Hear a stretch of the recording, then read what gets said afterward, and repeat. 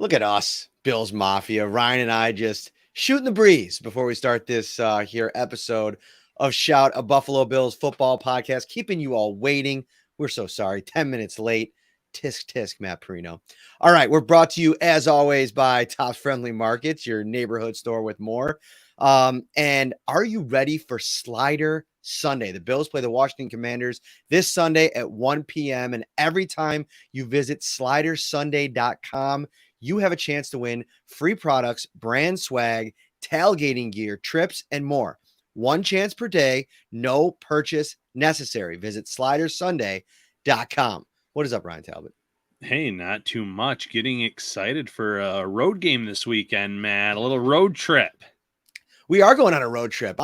We were just going over the details of that. That's why we were so late.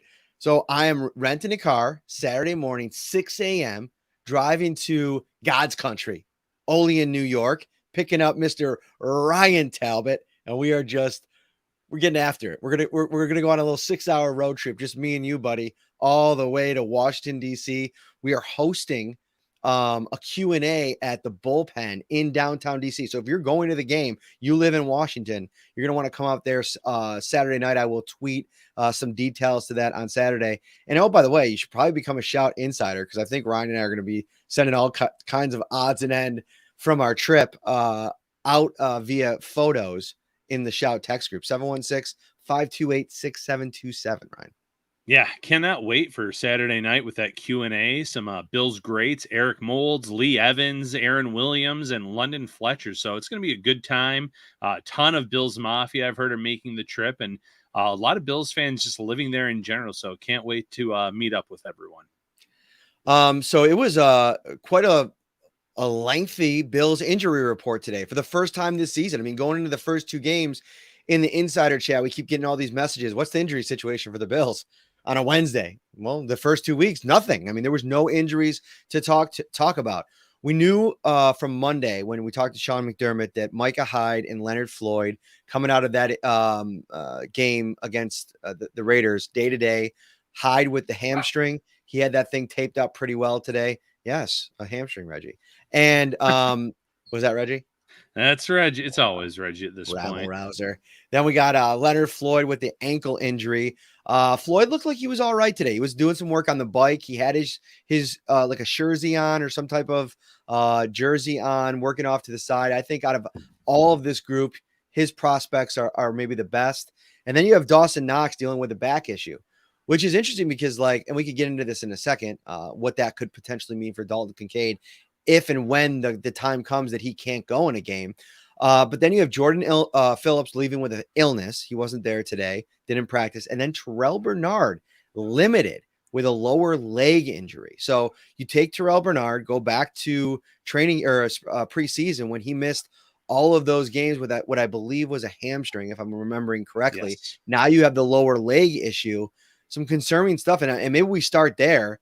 Terrell Bernard, if he can't go, what do you think the plan is, Ryan? And let's get into what this means.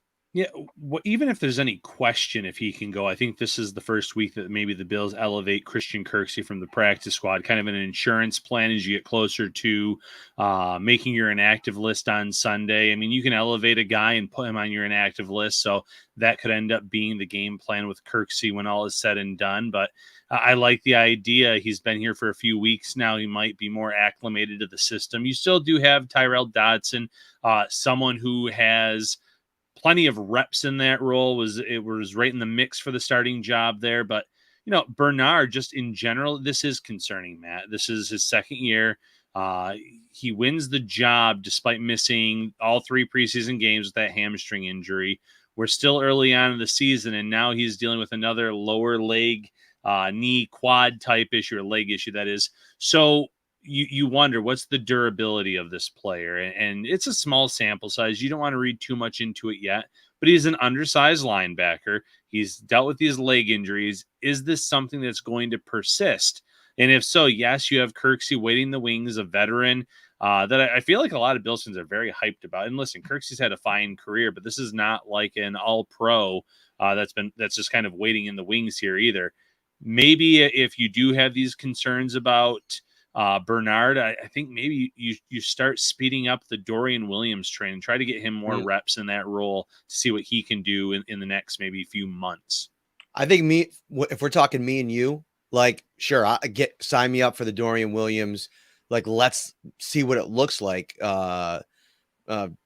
But I just don't know if Sean McDermott's operating in that space in year one with Williams. Like, I think he's pretty much got him locked in on the outside. And, I think bringing in Kirksey almost, pushes that down the road even more. If that even becomes maybe a conversation in the offseason, I think Kirksey is a guy that has familiarity with, Poyer and Hyde. They both probably did a lot recruiting on the recruiting path, like trying to get him here. Beans talked about how much they've wanted him here. And listen, I think when you get a veteran that's seen as many, plays in this league, has been a part of different schemes, has a familiarity with Al Holcomb, and, obviously Steve Wilkes from their time together in Cleveland, who play a similar role. We talked about this a scheme that we talked about this a couple weeks ago. I wouldn't be surprised if you get the elevation here with Kirksey, because I don't think Dotson. I like Tyrell Dotson. He got 8 snaps in this game, and you go over to Pro Football Focus, who grades every single one of these plays, and you got to go all the way down the list to find his name. And I just think he struggles. I think his ability to read and react, it's not at the level that it needs to be at. And, this is kind of a bummer for Bernard, who I think, showed some signs of progress last week. And this continues to now be a lingering issue with him long-term, is the size, the now injury history. I mean, he seems to have had several kind of things pop up over the last 2 seasons. And at his size, you worry about that. So I think Kirksey, to me, is the safest plan. It's not going to cost you much. You can elevate him for free 3 different times. And if you get to a point where you want to play him and then maybe move Bernard into a secondary role, then you just move on from Dotson at that point. Yeah, and last thought on Dotson, and I guess more so with the Bills linebacker core in general, I did like the fact that they gave some 3 linebacker looks at times in that game last week. It wasn't a ton of them. One actually came on the first series when the Raiders scored a touchdown.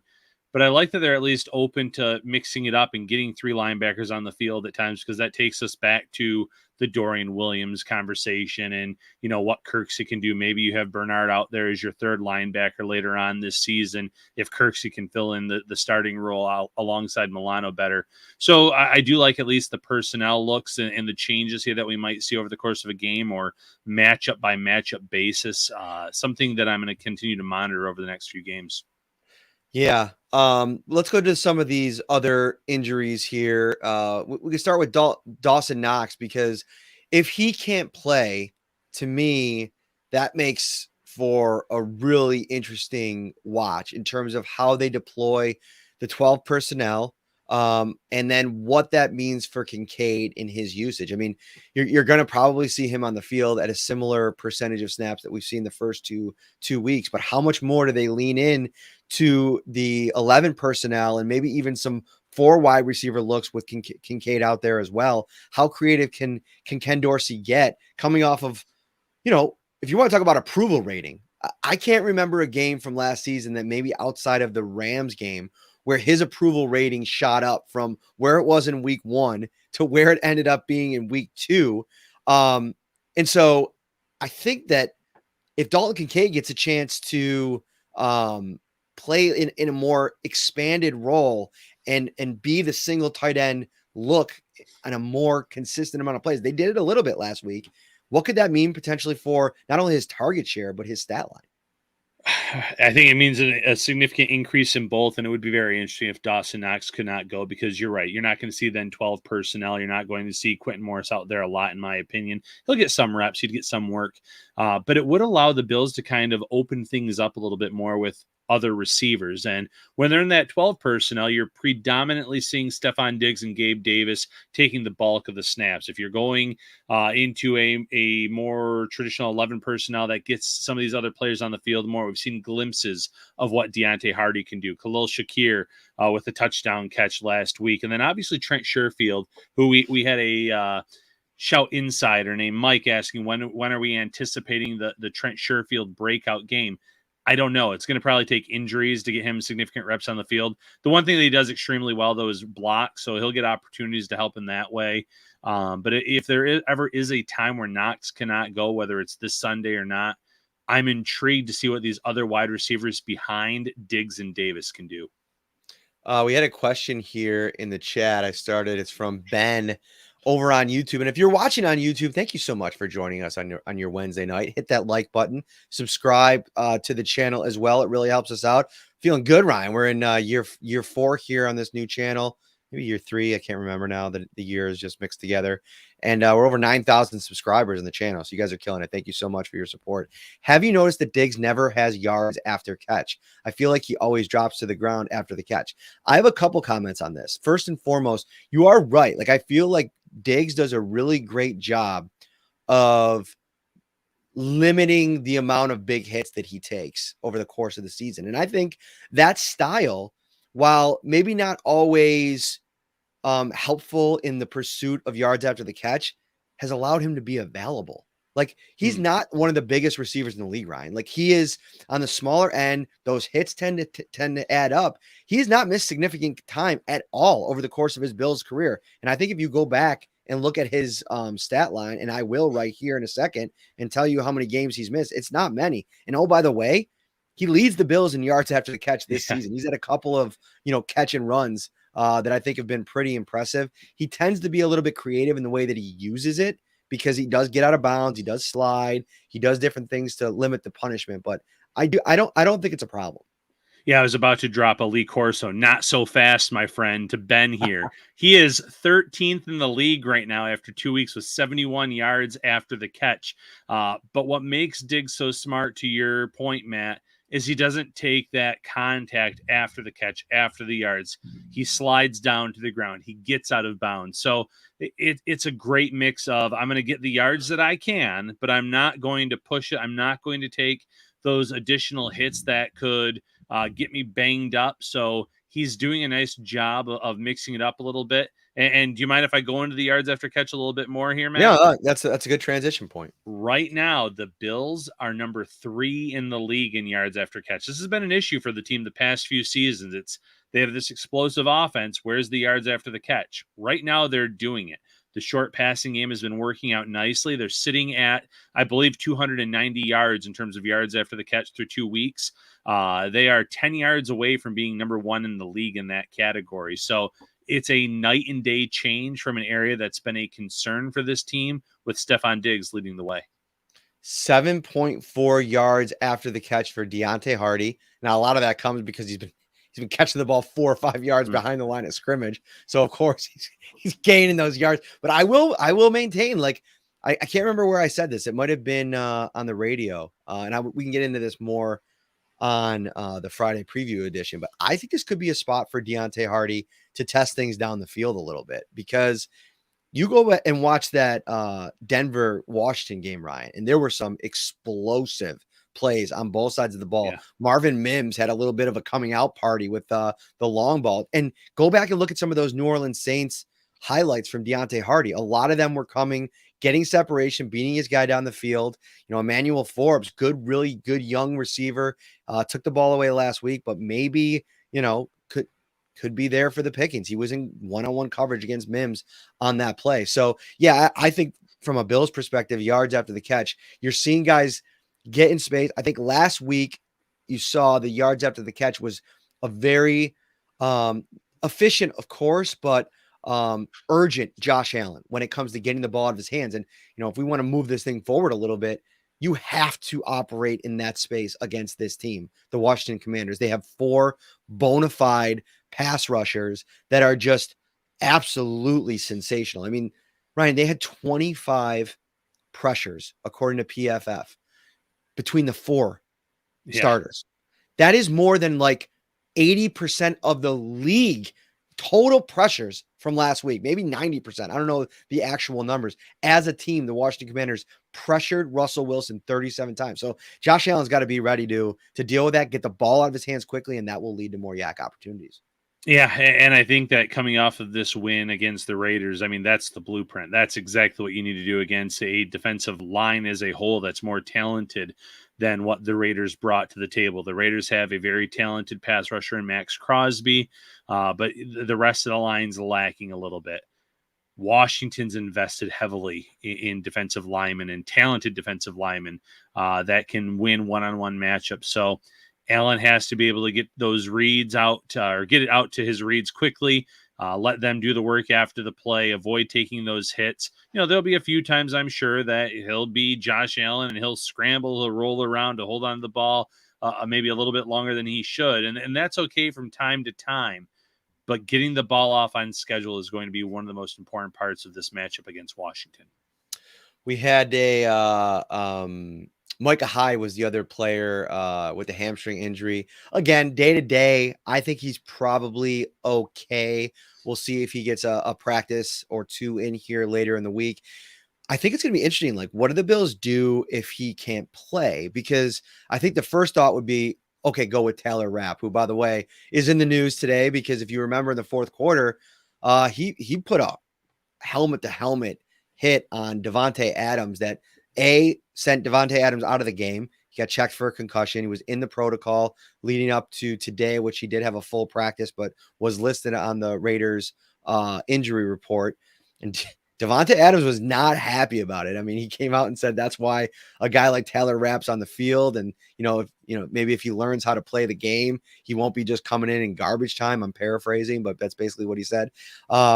He called it a absolutely unnecessary hit. And listen, watching the replay back, it's not a good look. I know Rapp's probably in the game trying to make a play, flying sideline to sideline, but you got to be able to kind of like miss there. So it'll be interesting to get his side of things. But I don't think it's a super clean fit to just put in Rapp for Hyde. I think they might even consider maybe Cam Lewis.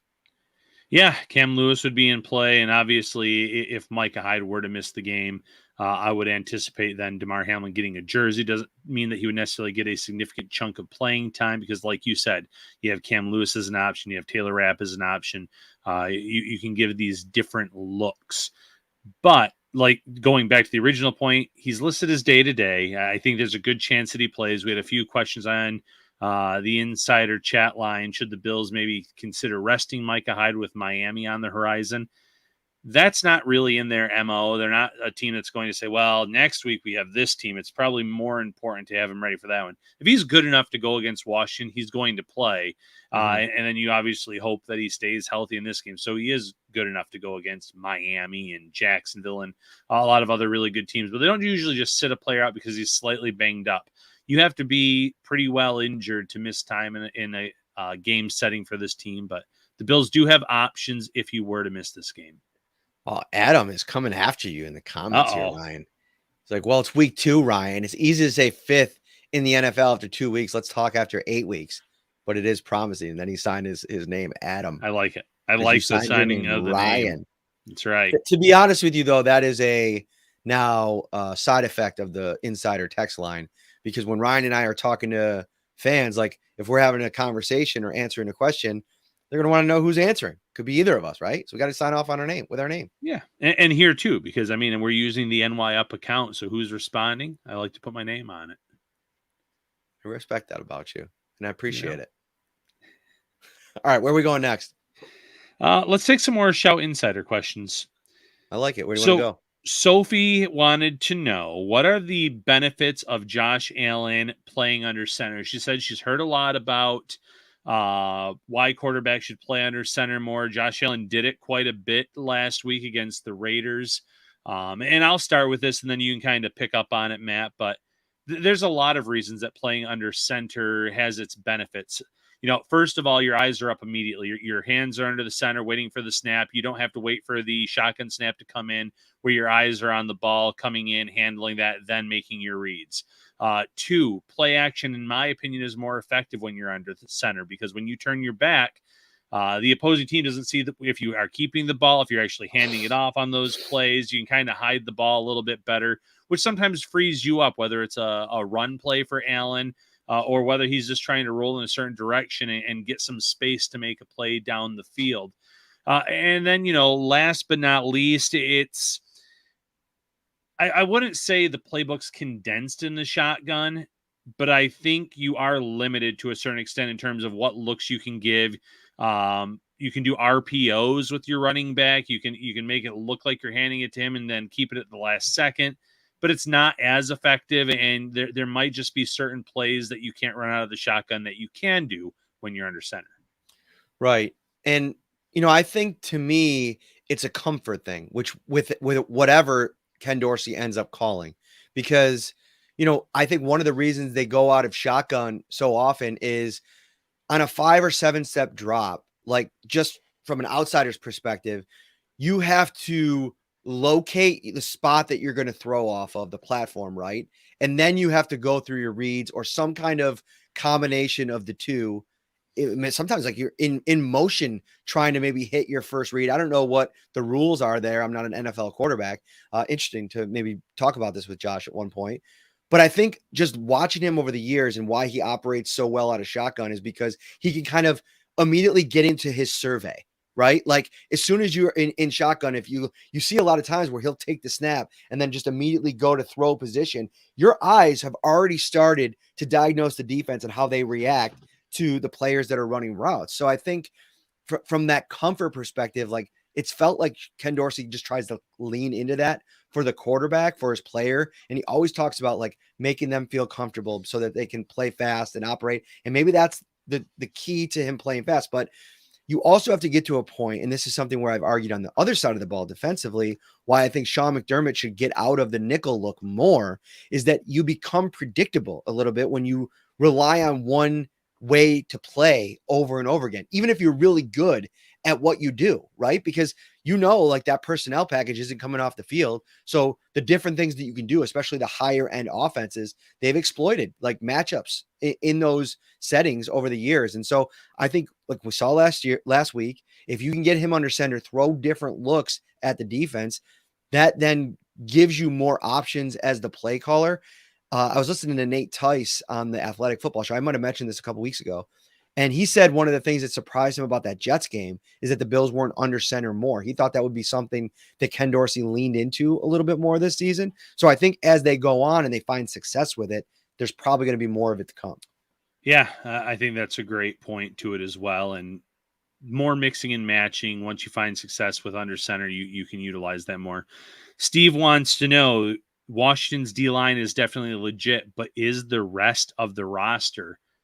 I would say we're going to find out on Sunday. I mean, yes, the opposition that Washington has faced has not been that impressive, Matt. It's been Arizona. It's been Denver, although I feel like Denver's offense at least has been much better under Sean Payton. Russell Wilson looks a lot better with him than he ever did last year. But at the same time, those are not world beaters. Those are not Super Bowl contenders. I will say this. I've been impressed with Sam Howell and watching him play this season. There is one throw, a video clip that I know is circulating on social media. I don't want to use the term arm arrogance, but this throw that he makes was into, there's 2 or 3 defenders in the path, and he just laid a laser on his receiver in the end zone over the coverage. It was a great throw. Mm-hmm. I like their 1-2 punch at running back. I especially like Robinson Jr. And then we've talked already on Sunday after the show, the post-game show, that they also have some really good, talented wide receivers. So there's a lot of things to like about this team. I'm not sure that they're ready yet to take that next step and be a playoff team or even maybe break 500. But I think that they are much improved, and they're going to be interesting to watch, see how the Bills match up with them on Sunday. Mm-hmm. From what he's seen in the league perspective already, like something that I was impressed with. I mean, you look at the stats, he was pressured 20 times, sacked 4 times. This offensive line ranks 15th through 2 weeks in pass block grades via PFF. So this is a group that, it's among the middling part of they're better in the run blocking area, and they got a couple of runners, like you mentioned, that they're going to lean on. But I was talking to John Keim earlier today. I posted that podcast, and one of the things he said was the screen game and how willing they are to utilize it. That to me is an area of concern for the Bills. It's in both games. Josh Jacobs got off on a couple. Dalvin Cook got off on one. We saw the big Breece Hall one in the game in week 1. So that's an area where the Bills have to really be buttoned up. And I think like for a young quarterback like they're going to face in Howell, you do have to bring that kind of pressure and try to force turnovers, which, if I'm not mistaken, they didn't turn the ball over a single time in that game. Russell Wilson had the one interception. And to me, that was the difference in the game. It was like, who's going to flinch first? Who's going to make the first mistake? I think the Bills defense is more suited to, force them to kick field goals. I mean, they had a lot of touchdowns. They had some spectacular plays. I think the Bills in week 3, that's almost like the time when you don't want to be playing this defense, where they got a couple of games to kind of figure out what's gone right, what's gone wrong. But up front, I mean, you talk about Daquan Jones, Ed Oliver, Rousseau. If Floyd's able to play, they're going to want to put a lot of pressure. And, if Floyd can't play, I mean, big opportunity potentially for Kingsley Jonathan. Absolutely. And I see it in the comments. You mentioned it. Sam Howell does hold the ball too long at times. So that could be something that benefits the Bills in terms of the pressure, in terms of maybe getting some interceptions or creating some turnovers in that regard. But the screen area is a concern based on the plays the Bills have allowed through 2 weeks. And Eric Bieniemy is doing a good job of scheming things up here for Washington. Don't want to say he was written off, but it was just never felt like he was given serious consideration for a head coaching job, despite being with Kansas City for all those years. And he had to settle for an offensive coordinator job this offseason, almost like you need to go out and prove in another place where there's not Patrick Mahomes, where there's not Andy Reid, that you can help improve an offense. And, through 2 weeks, so far, so good, a lot of promising signs. And he knows the Bills well from his time in Kansas City. They've played each other for many years now. So he's going to have a good game plan against this Bills defense. The Bills are going to have to come and really force a young quarterback like Howell into making some mistakes. If you don't want to be forced into making mistakes, make sure you start your Slider Sunday winning streak with King's Hawaiian this football season and earn rewards to redeem for free product, brand swag, tailgating gear, and more. Visit slidersunday.com for details and head over to Tops Friendly Markets. Get yourself hooked up with whatever latest deals they got going on out there. Ryan, tell everybody a little bit about the Shout text line, please. Yeah, absolutely. Bills Mafia, you can join us for a 2-week free trial. And it's Matt and myself sending out broadcasts, which are messages to everyone in the group chat. And you can respond to them and we can get back to you one-on-one. A lot of your questions are used in our live shows. It's a great interactive back and forth. We've had Shout subscribers tell us this allows them to get the news delivered directly to them without them having to search on social media, find things or maybe things that they would have missed otherwise. We're delivering right to them. So you need to check it out. And Matt, what's that number? 716-528-6727. Text it for a 2-week free trial. If you want a month free, DM me on Twitter at Matt Parrino X, whatever you're calling it this week.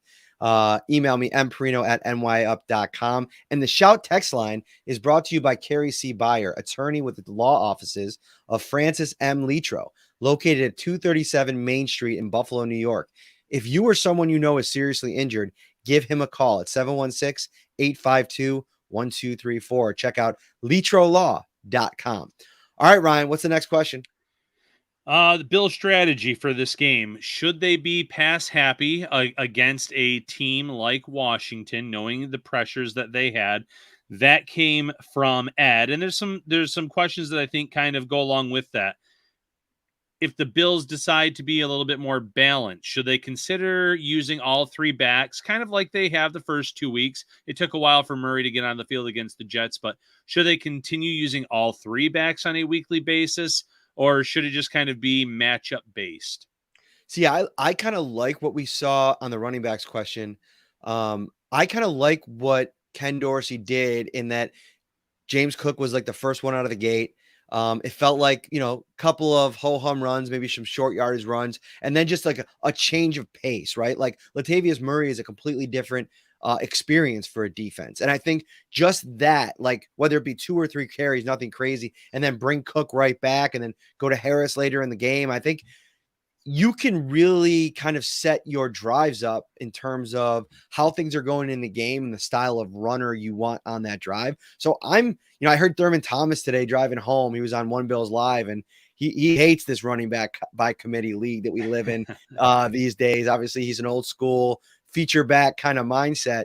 But from a Bills perspective, I like it. And in a game where they used all three running backs pretty prominently, Harris had a touchdown. He had a couple carries in a drive.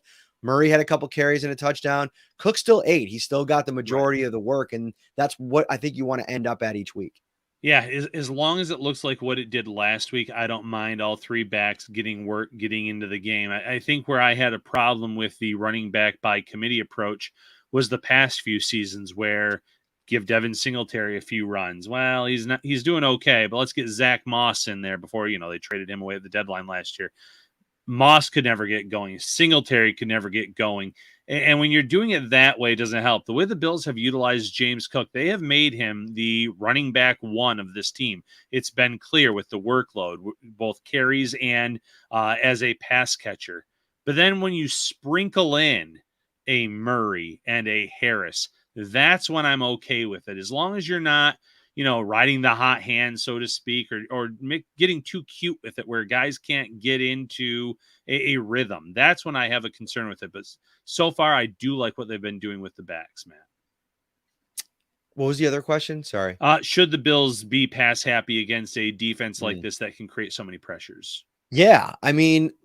So this is a little bit of a different version of the defense for the Commanders. This is obviously Chase Young coming back, the best version of Sweat and Daron Payne and Jonathan Allen. This is a really good defensive front that, Commanders fans have been waiting for this group to be healthy together. Now, I will say Josh Allen absolutely torched this team a couple of years ago. I think he threw for 300 some odd yards. I think he had 4 touchdowns.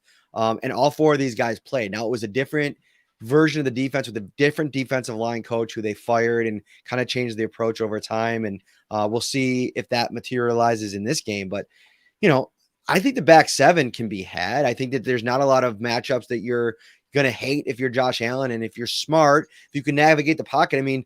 For as under siege as Russell Wilson was last week, he still had himself a pretty decent game, if I'm not mistaken. Let me look up the yards here. 308 yards, 3 touchdowns. He had the interception. He had some turnover-worthy plays, a couple of them, and 1 interception. Had a fumble as well. But overall, I think you take, 18 for 32, 308 yards. You'd like a couple more completions for Josh, but he's been delivering at that rate. He's leading the league right now in completion percentage. Yeah, and you don't change your identity for any defense that you're going against. They didn't change their identity against the Jets, and yes, there were 3 interceptions in that game and a 4th turnover. They didn't change their philosophy against a Raider team that had Max Crosby. I don't think they're going to change their philosophy or who they are against a very talented Washington defensive front. This is still a team that has an elite quarterback in Josh Allen, one of the best quarterbacks in the league. You're going to be more pass happy, quote unquote, when you have a quarterback like that, regardless of who you're going against. So get the ball out on time, get it out on schedule, avoid taking those hits. And you're right, it was a much different defense, but I feel like in that game, Washington may not have even had a sack, or if they did, it was very few. I remember Chase Young being very frustrated after that game specifically in terms of their inability to get Josh Allen down often. So the Bills can counter it, but still stay very, pass heavy, so to speak, on Sunday.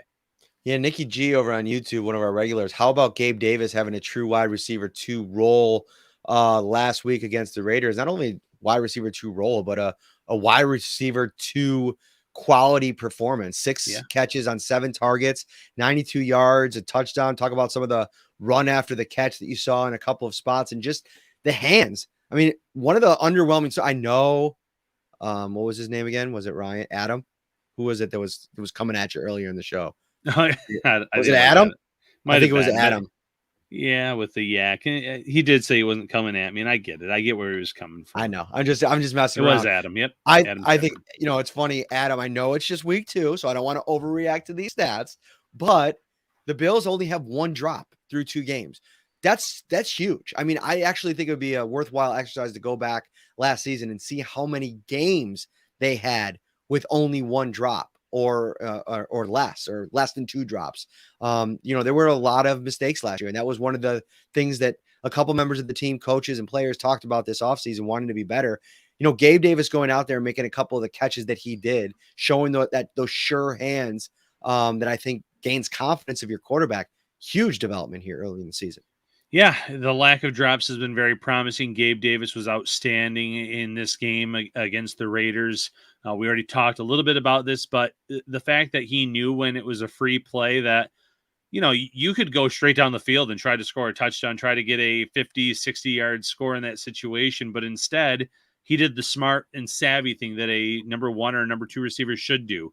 Get down the field, but find an open spot. So 19 yards down the field, catches the ball, moves the chains, much more valuable than a 5-yard penalty.